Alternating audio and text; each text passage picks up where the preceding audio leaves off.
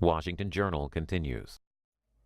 And we welcome back to our desk Oklahoma Republican Congressman Tom Cole, who's circulating a letter to his House colleagues saying that Congress is shirking its congressional duty when it comes to the issue of new war powers authorization against the Islamic State in Iraq and Syria. And Congressman Cole, some members of Congress have demanded a vote on this issue dating back to August after the original strikes took place against the Islamic State.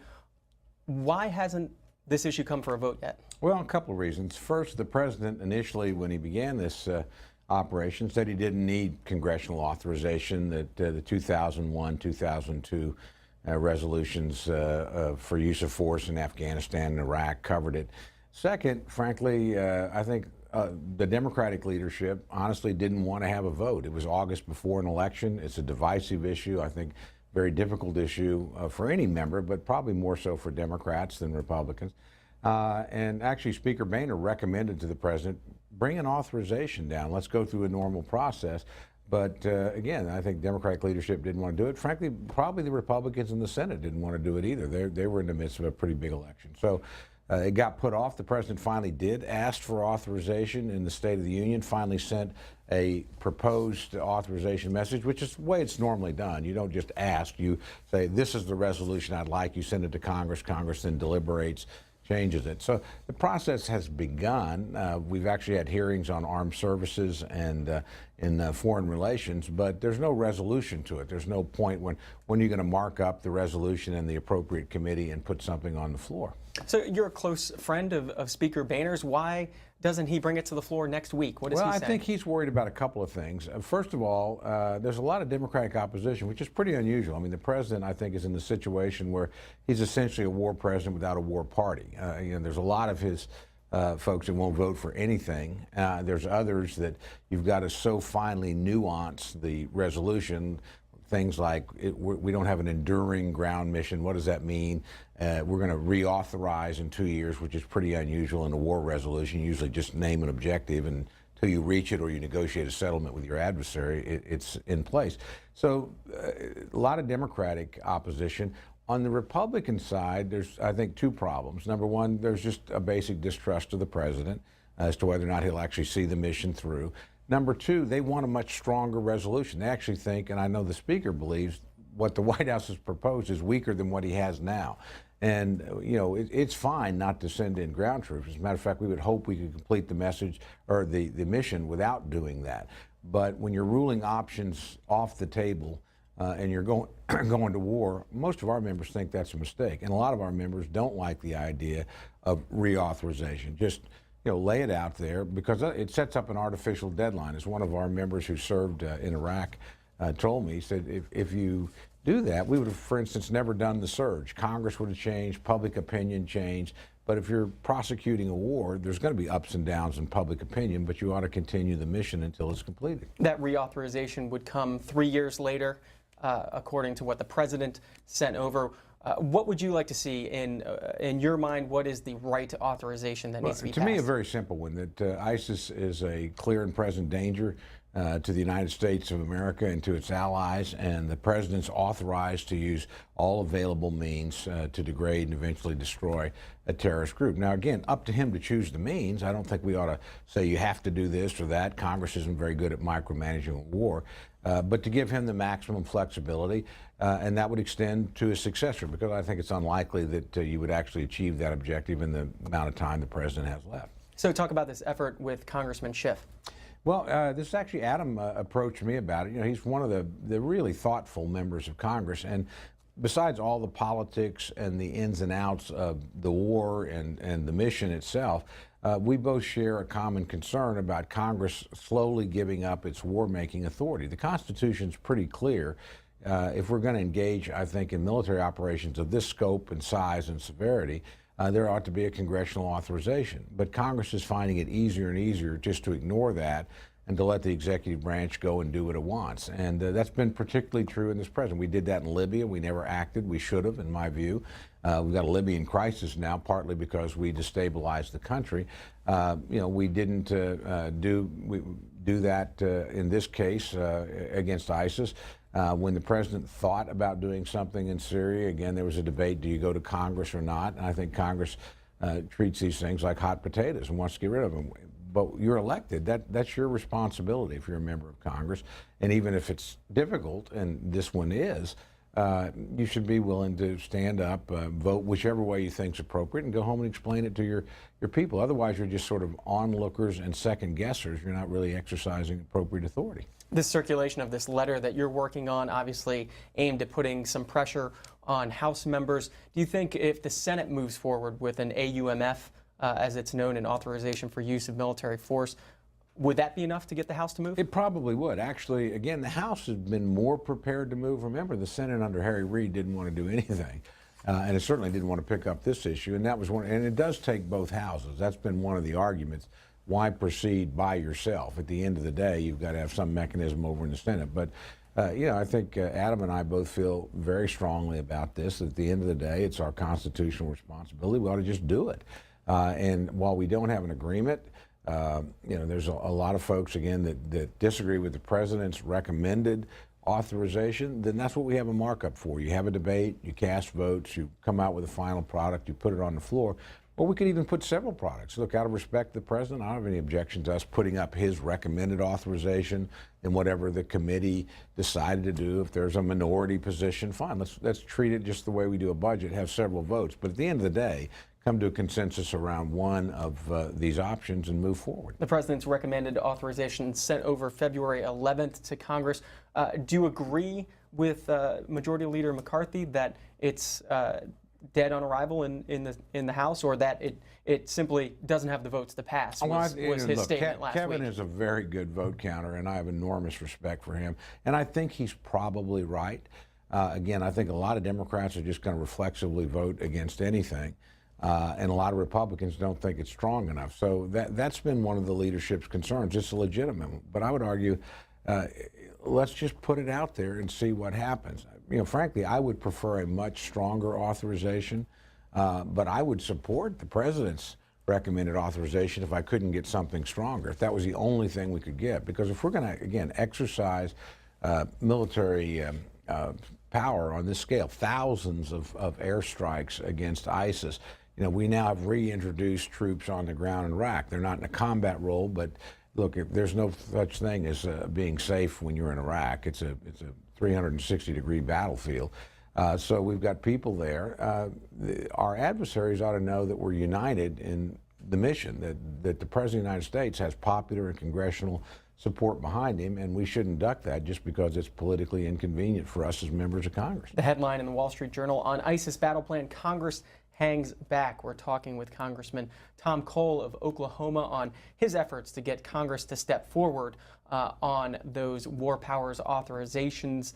We want to hear from our viewers questions and comments for Tom Cole. Republicans, it's 202-748-8001. Democrats, 202-748-8000. Independents, 202-748-8002. Kathleen's up first. Chicago, Illinois, line for Democrats. Good morning, Kathleen. Good morning. How you doing? Good, Kathleen. Okay, I want to talk to Representative Cole. I hear you said you are circulating a letter around because Congress is shirking their duties on moving this authorization for ISIS. Okay, now where is the letter that you're circulating around for Congress shirking their duties for doing something for the American people in this country? Sir, we put you all in office to help this country. All you all do is sit up and want to go to war with everybody. But the people that's actually paying your salaries, you're doing nothing. You're passing no job bill. You keep talking about what President Obama didn't do, not do, what Harry Reid. You all been in there since November. You said if we put you in office, in which I didn't, that you all were going to do change. What have you changed other than war for here? You're worrying about ISIS. Sir, we got people over here hungry and homeless. Well, Kathleen, let's let Tom Cole respond. Yeah, first of all, it's the president that made the decision to send force against ISIS, not the Congress. I think he made the right call, by the way. I'm not being critical, but the idea that we've sought this war out just simply isn't true. And the president, frankly, tried to avoid being engaged in this war for a long time. It's only when they broke out of Syria that he felt the need to intervene militarily. I think he made the right call on that. In terms of Congress not doing anything, well, frankly, I would actually beg to differ. Congress is actually working probably this week. Will pass a budget. It's already passed through the House. The Senate's passed their version, or excuse me, next week. Congress fixed a 20-year-old problem called the doc fix, and how you pay people that are getting Medicaid and Medicare health. We moved terrorism insurance. I think we're on the verge of having a pretty legislatively productive spring, and so Congress is actually passing a lot more legislation than it has in a long time, and that's a good thing. But it doesn't mean we can ignore our international responsibilities, or that we should be waging war, without congressional approval. I mean, I think the president, frankly, deserves the support that he asked for. I would actually probably give him more authority than he's asked for in this issue. What does victory look like in Iraq, and how do you ensure that the United States doesn't have to go back there if ISIS is defeated to keep another ISIS-type group from rising up? Well, I think victory in Iraq looks like the restoration of the government in Baghdad's control over the entire country. That's a legitimate government. I have a lot of disagreements with it, but it was elected by the Iraqi people. You've got a prime minister who was chosen, but they're in the midst of a terrorist group that's not just striking individual targets, but it's taken over a swath of their territory, almost half the country, an area about the size of Indiana, the second largest city in the country, a population well over 1 million in terrorist hands. They're in control of the economic infrastructure.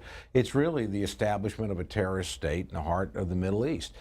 They're fighting it. I mean, they have Iraqi soldiers, they've got Shia militias, they've got help from the Iranians. Obviously, we're in there.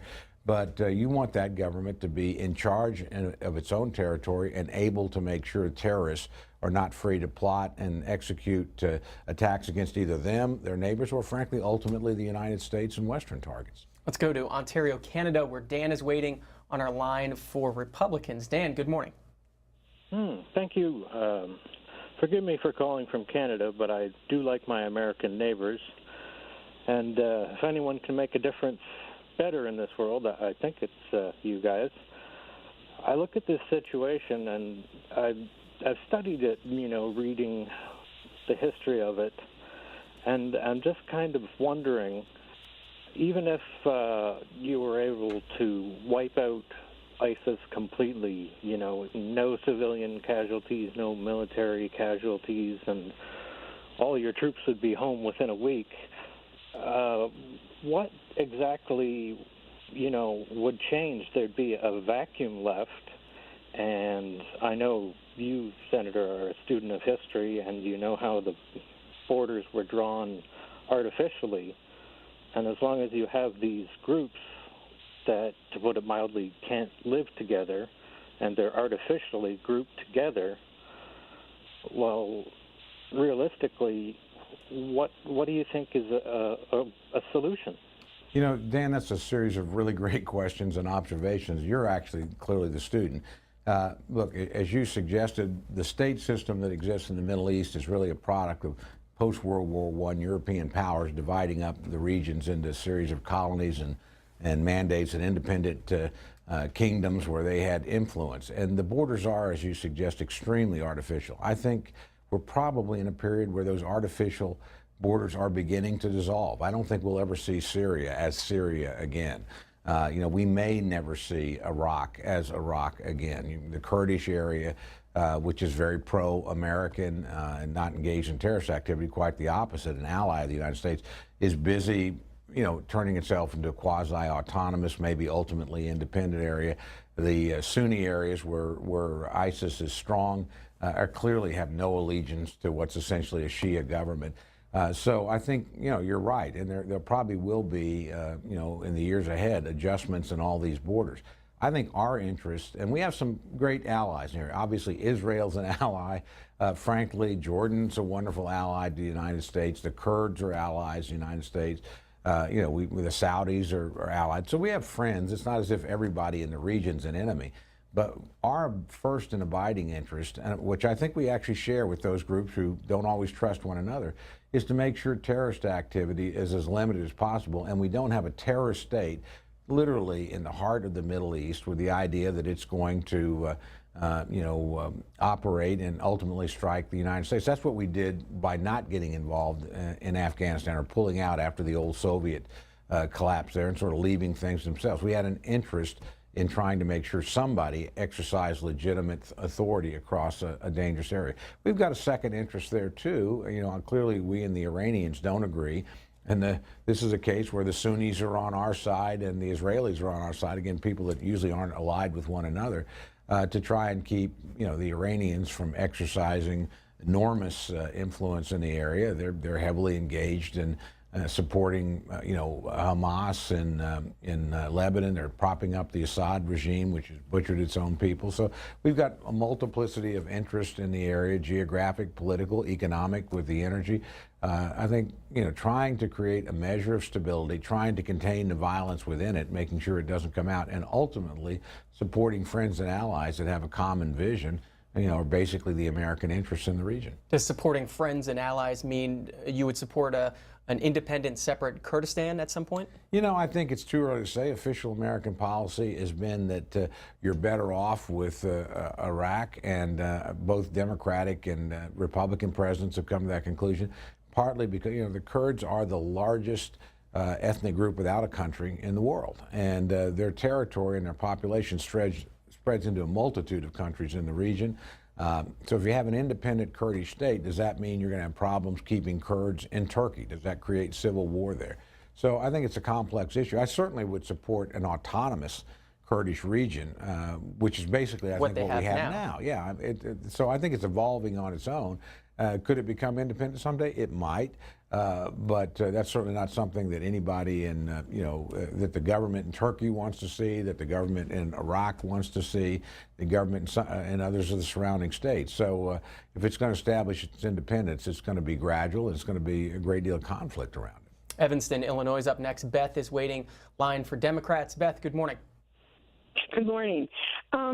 You know, I've listened to Tom Cole a few times before, and I agree with some of the things that he said, but I think he's being disingenuous when he says that the Democrats alone don't want to come to a vote on this war. I think there needs to be a vote. I think there needs to be discussion. But what I hear from Republicans who I couldn't name right now a lot is, you know, the president has the power to do all that he is doing. And that's the general, you know, overhaul. And one more thing, in response to what the woman was saying too, you know, the budget as it stands now, the Republican budgets do not favor the middle class. And you just spent a day and a half to 2 days, because I watched it, about the estate tax, which, you know, affects very few people, and it takes money out of our budget, and my tax dollars are going to pay for that. So I don't think you're getting a lot done in Congress that helps the middle class. Well, a couple of questions here. First of all, I think Democratic leaders didn't want to vote preceding the election, and I think that's the biggest reason why we didn't. But to your point, you're right in the sense that there are a lot of politicians who don't want to vote on this. It's much easier to second guess the president and be critical and not be responsible for anything. If once you vote, you put your fingerprints on a recommendation, whether it's for or against. You have to take a position. And frankly, if we're going to spend the kind of money and run the risk we are in the region, because while we've been very fortunate, we've not lost any pilots, we've not had you know, deaths on the ground, you can't count on that lasting forever. I mean, look at this horrific thing that happened to the Jordanian pilot. What if an American airplane either shot down or has a mechanical problem and pilots eject and we're not able to get in and get them out? You know, so again, I just think Congress needs to think through, argue through, and frankly, go home and tell the American people in their respective districts and state this is either worth it or not worth it. On the points about the budget, look, a budget document is a partisan statement of what you think priorities ought to be. No Democrat's ever going to vote for a Republican budget. No Republican ever votes for a Democratic budget. But at the end of the day, it's not the law either. I mean, law is individual actions that involves the president. He has to sign them. Democrats have a filibuster. So I think you're actually seeing Congress beginning to get some things done. Congressional action is never rapid or very seldom rapid. It's not supposed to be. I mean, this was designed to be a system of checks and balances. We're in divided government in a polarized country. So you're going to have differences of opinion on the issue. But I'd point out, look, the budget deficit, $1.4 trillion in 2010, under $500 billion today. It's actually come down. And it's been a series of bipartisan compromises, debt ceiling deals, the so-called fiscal cliff that provided more revenue, cuts in spending. Those have been pretty tough victories. And this doc fix that just happened, that's been a problem that's been around for almost 2 decades. And it was a bipartisan compromise between, who would have guessed it? Nancy Pelosi and John Boehner, the two most unlikely negotiating partners. But they did something really big and really good, and it got overwhelming support on both sides of the aisle. So I actually see some legislative thoughts. We had a human trafficking bill passed the Senate unanimously. Shouldn't have taken as long as it did, got caught up in other things, but it's a big piece of legislation. Important, it's already passed the House. Loretta Lynch will be nominated, or will be confirmed, I would assume, today. So some things are starting to happen, and I think it actually is an accelerating pace. You'll see later this year, I think, a larger budget deal between the president and the Congress. That's a good thing, not a bad thing. But so I do think some things are getting done. Some headlines on this issue you're talking about of Congress moving on a few issues. Signs of comity are mounting in the Senate. Bipartisan backing for trade pact only latest in recent string of deals, but how long will it last is the question posed by the Wall Street Journal, if you want to read it in today's paper. We've got about 10 minutes left with Congressman Tom Cole of Oklahoma. Mike's waiting to talk to you from Richmond, Virginia. Line for Republicans. Mike, good morning. Hey there, yes, I'm a Republican kind of reluctantly anymore. I respect what the congressman is saying here about an authorization for the use of military force, but I just wonder, are we ever going to see the day when Congress asserts its powers under the concept of separation of powers? I mean, just really comes out and says, hey, you know what, this is our thing to do, and stop calling it things that it's not. In other words, if you guys want to go to war, pass a declaration of war. Say what it is. That's one thing. I'm going to cut it short on that because something else came to mind based on some other things that you folks were talking about. It's a kind of a disheartening thing to hear so many people calling in, making this all about whether or not people like the president or whether people like what the president looks like. You know, for a lot of us who are Republicans and a lot of us who think that the rule of law actually means something, all we're asking is for both parties, every elected official to just say, hey, these are the job descriptions that are given to us in the body of law that governs the government. I mean, the thing about people in the Constitution is that they don't understand or don't respect the fact that the Constitution is the laws that govern the government. And I'm just wondering, are we ever going to see somebody somewhere take the bull by the horns and say, you know what, if I'm a congressman, I'm going to function within that. If I'm the president, I'm going to function within that. Well, Congressman Tom Cole. Well, I actually think Congress is trying to do that. Now, there's always a lot of politics. Again, you got 535 people up there that represent different jurisdictions and belong to different parties, and within those parties even have different points of view. So the idea that one person or one faction is going to be able to dictate for very long in the Congress, history tells us that doesn't occur very often, and probably with good cause. In terms of the president, again, I'm not sure specifically what you're talking about. I would argue he has overreached on several occasions. His immigration proposal is something that not only Republicans in Congress opposed, but he ended up in court over. 26 attorney generals took him to court. The executive order that he laid out is not being implemented because the court has put a stay on it. They're deciding whether his actions were constitutional. This happened before. The administration, again, on appointments to the National Labor Relations Board, did something that Congress thought was unconstitutional, took him to the Supreme Court. They won the case, 9-0. So the checks and balances work. Government's always pretty messy at the time. But, this is still an extraordinarily free, decent, and frankly, much more prosperous place than it was just a few years ago. The deficit's coming down. It's still the place that, goodness gracious, almost if you want to leave your home, you probably want to leave it and come to America. I always say, I'll know we've got an immigration problem when the people want to leave, instead of we've got millions of people that think this must be the best place in the world to live. I want to go there. So again, I just don't believe in the gloom and doom that government never works, that everything's terrible, that the country is going to hell in the handbasket and the end of the American era is here. And nothing I see on the horizon tells me that that's the case. Early Branch, South Carolina is up next. Roger is waiting. Line for Democrats. Roger, good morning. Hi. Go ahead, Roger. You're on the Washington Journal. Okay, I'd like to ask Mr. Cole. He said that they passed the budget for 2016. What he did not put in there, since I'm on Social Security disability, worked 47 years of my life and destroyed my back, in the Republican Party in Congress is gutting Medicare and wants to privatize the rest in their so-called budget. Also, they want to get rid of food stamps, Medicaid. So I don't know what he's talking about. They're talking about strengthening these programs. Well, I know he serves on the committee that oversees this. Well, But actually, let's be honest, the American people, and also the war. Roger, let's let Tom Syria. Cole respond to that, and then we'll come back to the authorization for use of military force. Lots of committees oversee lots of things. Actually, Ways and Means, which I don't serve on, is the one that deals mostly with Medicare and Social Security. I will say this, the Republican budget does not get rid of those things. And let's take food stamps. Spending on food stamps doubled under President Bush and then basically has doubled again under President Obama. Nobody's proposed eliminating them. People have talked about how do you slow down the growth. I mean, we now have about 1 out of every 7 Americans on food stamps.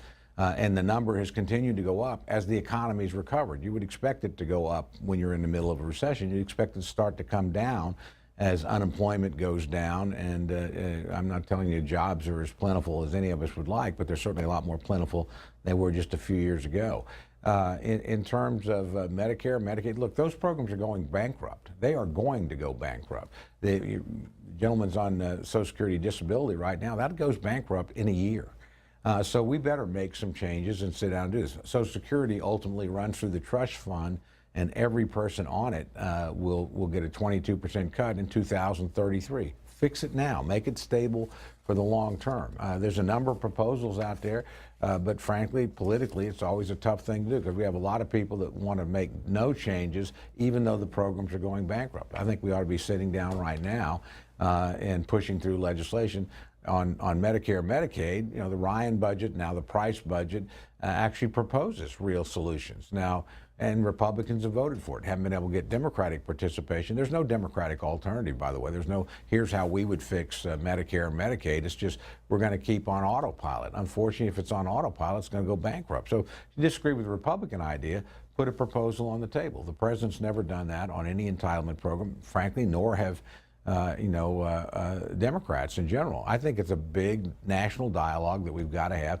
Got a good bill on Social Security. It's a process bill with John Delaney's, Democrat from Maryland, to try and make us, set down a commission, make it bipartisan. It would have to have a bipartisan vote, present a proposal to Congress within a year, make Congress vote on it up or down. And I can tell you what I think the elements would be in it, because we've looked at this problem. It's a math problem. It's pretty easy to solve, but you're going to, have to do a couple things that people aren't going to like. And but Congress ought to be willing to do that to save what's arguably the most important social program that the government's ever put together. Congressman Cole represents the 4th District of Oklahoma. Norman Moore, have you been to Edmond, Oklahoma? I have, many times. It's just up the road, just outside the district, in Steve Russell's district. David's waiting in Edmond. Line for Republicans. David, good morning. Good morning, Congressman. Morning. Thank you for taking my call. My son, daughter-in-law, and grandchildren are among your constituency in Norman, Oklahoma. Oh, well, great. Delighted to have them.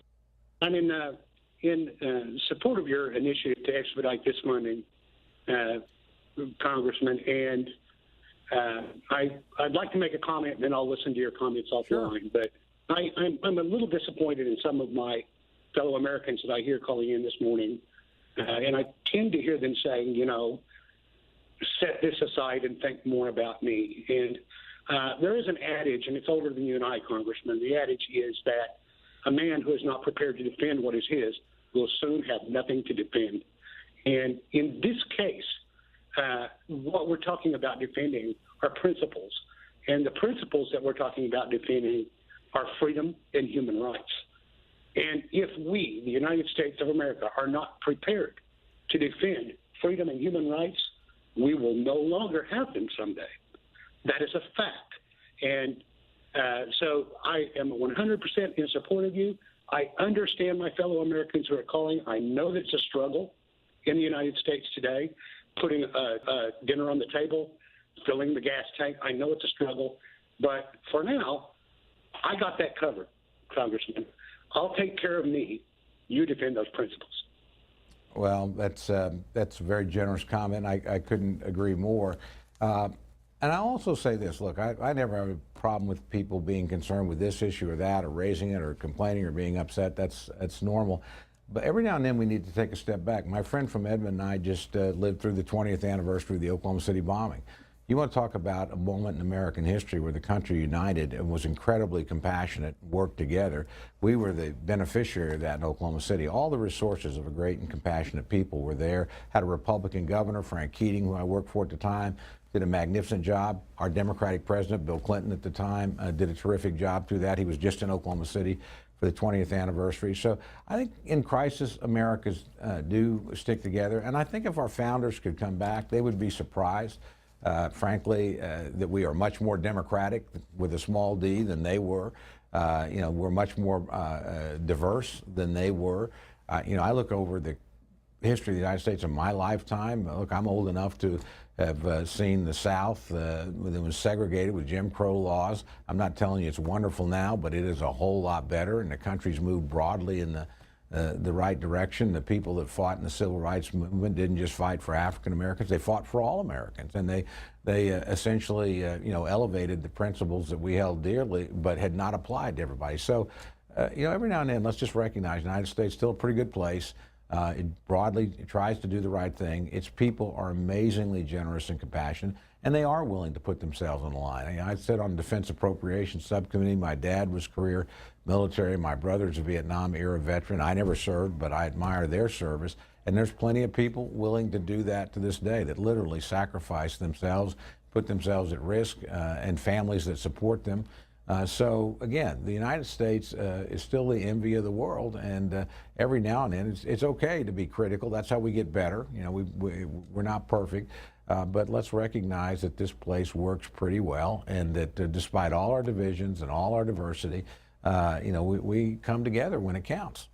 And I have about a minute left in this segment. We're bringing on Congressman Javier Becerra next to talk about the Trans-Pacific Partnership and the negotiations over fast-track authority. I want to get your thoughts on that. Should the president receive fast-track authority? I think he should. And, honestly, he'll get a lot of Republican support for this. Here's a case where, as different as the Republicans and the president are on a lot of issues and disagree, we think he's right. We think it's pretty impossible to negotiate a trade deal with 535 negotiators. You got to empower the president to do it. He would have to bring the trade deal back. Congress could vote up or down on it, but it's a massive thing. But I think the president's right. I think it will create jobs and opportunity in America. I think free trade helps bind people together, and so I think he ought to have the opportunity to negotiate the deal. Congress has the final say on the deal, and if he succeeds in getting it, it'll only happen with bipartisan cooperation. We've got some Republicans that are opposed. I think most are in favor, but there's certainly some opposed. It's a tougher vote for Democrats politically, so it'll divide them. But you'll actually see Republican Congress and Democratic president working together toward the same objective here. So, and members on both sides of the aisle in both the for coalition and the anti-coalition. So it tells me the place is working a little bit better than most people think. And we're going to be talking a lot more about that in our last 40 minutes or so on the Washington Journal today. That's coming up next. But Congressman Tom Cole, always appreciate your time. Thank you. And we'll be right back.